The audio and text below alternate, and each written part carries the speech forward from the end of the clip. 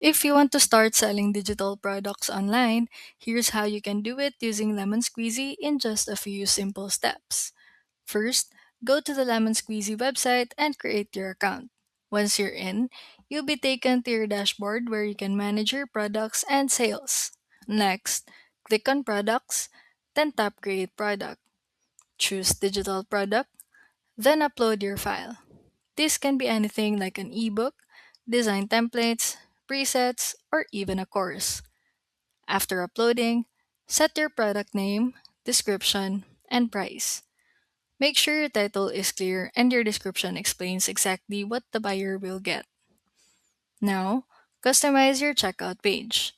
Lemon Squeezy already has a clean checkout system, but you can add your branding, logo, and colors to make it look more professional. Once everything is set, hit publish. You get a product link that you can share anywhere, like your social media, bio link, or even in your content. For better results, create simple content showing your product in action. This helps people understand the value and makes them more likely to buy. And that's it. You're now ready to start selling your digital products online.